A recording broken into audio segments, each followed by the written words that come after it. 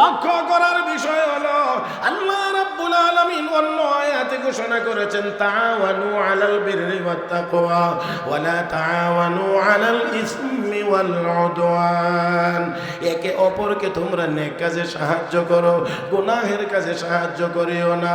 অতএব আসুন ওয়াজ তাফসীর মাহফিলে 1000 টাকা দিলেও তাই ইসরাফ হবে না, তাবযির হবে না ও মুসলমান। কিন্তু গানের অনুষ্ঠানে যদি 1 টাকাও কেউ দান করে এটার জন্যও আল্লাহর আদালতে জবাবদিহি করতে হবে, প্রশ্নের সম্মুখীন হওয়া লাগবে। আমার ভাইয়েরা, আল্লাহ রাব্বুল আলামিন যদি জিজ্ঞেস করেন, আল্লাহ যদি জিজ্ঞেস করেন বান্দারে এই গুনাহের কাজে 1 টাকা 5 টাকা 10 টাকা কেন খরচ করেছিলে, জবাব দে। জবাব দিয়ে যাওয়ার মতো ক্ষমতা দুনিয়ার কাহারও হবে না। الذين يأكلون الربا لا يقومون إلا كما يقوم الذي يتخبطه الشيطان من المس ذلك بأنهم قالوا إنما البيع مثل الربا وأحل الله البيع وحرم الربا। আল্লাহ বলেন সুদ হারাম, ব্যবসা বাণিজ্য হালাল, ব্যবসা বাণিজ্য হালাল। অতএব এই সুদের ভিত্তিতে, ঘুষের ভিত্তিতে, চুরির ভিত্তিতে, দুর্নীতির ভিত্তিতে উপার্জন করা যাবে না, উপার্জন করা যাবে না। আবার ঠিক তেমনি ভাবে কোনো হারাম পথে খরচও করা যাবে না।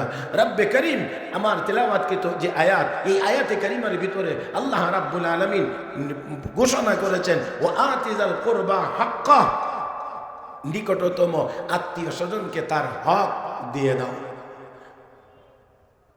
ওয়াল মিসকিন, যারা মিসকিন অসহায়, যাদের টাকা পয়সা নাই তাদেরকে তাদের হক দিয়ে দাও। ওয়াবনাস সাবিল, মুসাফির যারা অসহায়, রাস্তার মধ্যে পথিক, কোনো কিছু নাই তাদের কাছে, অসহায় অবস্থায় আছে, তাদের হক তোমরা দিয়ে দাও। এখানে আল্লাহ রাব্বুল আলামিন নিকটতম আত্মীয় স্বজনের হক দেওয়ার কথা বলেছেন, নিকটতম আত্মীয় স্বজনের হক, মালি হক আদায় করার নির্দেশ দিয়েছেন। তারপরে রব্বে করিম বলেন মিসকিন যারা, তাদেরটা দিয়ে দেওয়ার কথা আল্লাহ বলেছেন, এবং মুসাফির যারা তাদেরকেও দেওয়ার কথা বলেছেন। তার মানে হলো যে আল্লাহ রাব্বুল আলামিন এই মালের যে হক আছে, এই হক আদায় কিভাবে করতে হবে, কার কার কাছে দিতে হবে, সেই নির্দেশ এই আয়াতে কারিমার মধ্যে রব্বে করিম দিয়েছেন। মুহতারাম হাজরিন, কোরআনে কারিমের অন্য আয়াতে আল্লাহ রাব্বুল আলামিন বলেন, আল্লাহ রাব্বুল আলামিনের ঘোষণা হলো ওয়াফি আমওয়ালিহিম হাক্কুল লিসাইলি ওয়াল মাহরুম। তোমাদের সম্পদের ভিতরে আল্লাহ রাব্বুল আলামিন গরিবদের হক রেখেছেন। যারা তোমাদের কাছে চায় তাদেরও হক আছে, যারা তোমাদের কাছে চায় না তাদেরও হক আছে। এই জন্যে বহু মানুষ আছে অভাবী, যারা চায় না তাদেরও হক আছে, যারা চায় তাদেরও হক আছে। এই হক, এই পাওনা পরিশোধ করতে হবে। আল্লাহ রাব্বুল আলামিন এখানে এই সম্পদ খরচের নির্দেশ দিয়ে সাথে আবার আল্লাহ রাব্বুল আলামিন বলেছেন ওয়ালা তুবাজ্জির তাবযীরা, তোমরা আবার অতিরঞ্জিত করিও না, অপচয় করিও না, অতিরিক্ত খরচ করিও না। মুহতারাম হাজরিন, খেয়াল করে কথাগুলো শুনতে হবে।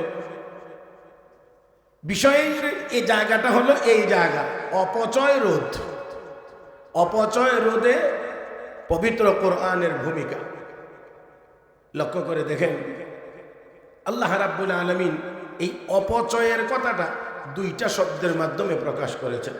এই আয়াতের ভিতরে আল্লাহ বলেছেন ওয়ালা তুবাজ্জির তাবযীরা, তোমরা তাবযীর করিও না, অতিরিক্ত দিও না, অতিরিক্ত খরচ করিও না। মুহতারাম হাজরিন, অন্য আয়াতে আল্লাহ বলছেন ইসরাফ করিও না, ওয়ালা তুসরিফু ইন্নাল্লাহা লা ইউহিব্বুল মুসরিফিন, আল্লাহ ইসরাফকারীদেরকে পছন্দ করেন না। মুফাসসিরিন কিরাম লিখেন ইসরাফ আর তাবযীর এক, দুটোটার অর্থই এক। যেখানে খরচ করার জায়গা না সেই জায়গায় খরচ করা, অতিরিক্ত খরচ করা, এর নাম ইসরাফ এবং তাবযীর।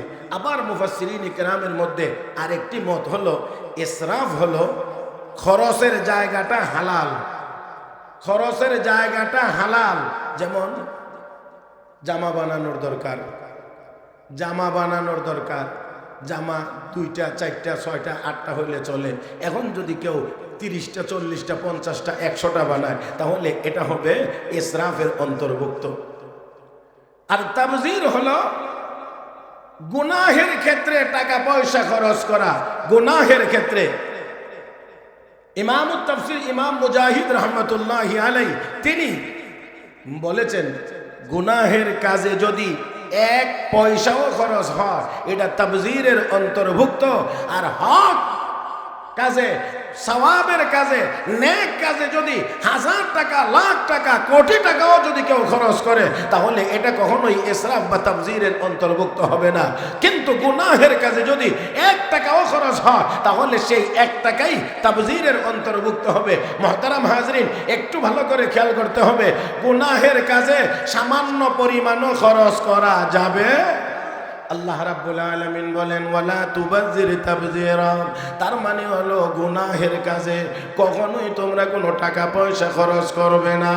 হে মুসলমান, লক্ষ্য করার বিষয় হলো আল্লাহ রাব্বুল আলামিন অন্য আয়াতে ঘোষণা করেছেন তাআওয়ানু আলাল বিররি ওয়াত তাকওয়া ওয়ালা তাআওয়ানু আলাল ইসমি ওয়াল উদওয়ান। একে অপরকে তোমরা নেক কাজে সাহায্য করো, গুনাহের কাজে সাহায্য করিও না। অতএব আসুন, ওয়াজ তাফসীর মাহফিলে 1000 টাকা দিলেও তাই ইসরাফ হবে না, তাবযির হবে না। ও মুসলমান, কিন্তু গানের অনুষ্ঠানে যদি 1 টাকাও কেউ দান করে এটার জন্যও আল্লাহর আদালতে জবাবদিহি করতে হবে, প্রশ্নের সম্মুখীন হওয়া লাগবে।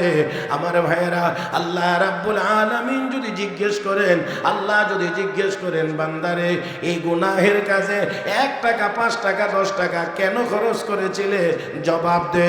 জবাব দিয়ে যাওয়ার মতো ক্ষমতা দুনিয়ার কাহারও হবে না। আর একটু জোরে কান, দুনিয়ার কাহারও হবে না। তাহলে এবার একটু বলেন, এবার একটু বলেন, ঘরের ভিতরে যত বাদ্যযন্ত্র আছে, হ্যাঁ, ঘরের ভিতরে যত বাদ্যযন্ত্র আছে, আপনাদের জানা মতে মনে হয় মুসলমানের ঘরে এখন বাদ্যযন্ত্র নাই। হ্যাঁ, নাই না, অভাব নাই। মুসলমানের ঘরে এখন উন্নত উন্নত উন্নত মানের বাদ্যযন্ত্র। তাহলে মনে রাখতে হবে এই বাদ্যযন্ত্র কিনতে গিয়ে যত টাকা খরচ হয়েছে সবটাই তাবযিরের অন্তর্ভুক্ত। আর মুফাসসিরিন কিরাম লেখেন ইসরাফের তুলনায় তাবযির ভয়াবহ। এই কারণে রব্বে কারীম পরের আয়াতে বলেছেন ইন্নাল মুবাযযিরিনা কানু ইখওয়ানা শায়াতিন। যারা গুনাহের কাজে টাকা পয়সা খরচ করে, গুনাহের কাজে যারা টাকা পয়সা খরচ করে তারা শয়তানের ভাই। আরো আসতে বললেন, মুহতারাম হাজরিন, তারও একটু আওয়াজ, বলিষ্ঠ আওয়াজে বলতে হবে। এই বাংলাদেশ 94% মুসলমানের দেশ, 94% মানুষ মুসলমান। এই দেশে এমন একটা সময় গিয়েছে কোরআনের মাহফিল করতে গেলে অনেক বাধার সম্মুখীন হওয়া লাগছে, অনেক প্রশ্নের সম্মুখীন হওয়া লাগছে, অনেক নীতিমালার অনুসরণ করতে হয়েছে, অনেক শর্ত জুড়ে দেওয়া হয়েছে। কিন্তু গানের অনুষ্ঠান করতে গেলে তাদের কোনো বাধা বিপত্তির সম্মুখীন হওয়া লাগে নাই। কথা কন না কেন? আরেকটু জোরে কন, আরেকটু জোরে কন আমার ভাইয়েরা। তাহলে অবশ্যই অবশ্যই বলতে হবে, অবশ্যই বলতে হবে, গানের অনুষ্ঠান যারা করে, যারা আয়োজন করে, এখানে যত টাকা খরচ হয় সব টাকাই তাবযিরের অন্তর্ভুক্ত। আর এই কাজ যারা করে তারা অবশ্যই শয়তানের ভাই।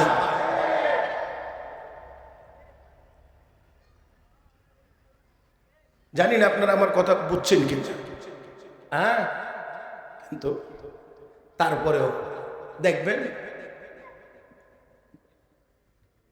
বিশাল আয়োজন হয় গানের অনুষ্ঠানের। তবে সময় এসেছে, আমার মনে হয় আল্লাহ রাব্বুল আলামিন, আল্লাহ রাব্বুল আলামিন আমাদেরকে দেখিয়ে দিয়েছেন কোরআনের এই মাহফিল, কোরআনের এই মাদ্রাসা, কোরআনের এই শিক্ষা, কোরআনের এই তেলাওয়াত, কোরআনের এই তাফসির ছিল, আছে, থাকবে। কোরআনের পথে যারা বাধা হয়ে দাঁড়ায়, আমার মনে হয় আল্লাহ তাদেরকে পৃথিবীতে সম্মান নিয়ে থাকতে দেয় না, দিচ্ছে না এবং দিবেনও না।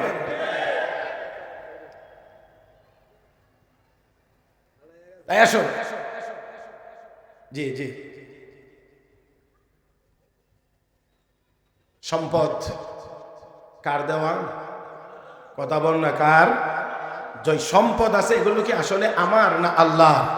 এই জন্য আল্লাহ আমাদেরকে স্মরণ করেন, বলেন বান্দা তোর হাতে যেটা আছে মনে করিস না এটার প্রকৃত মালিক তুই।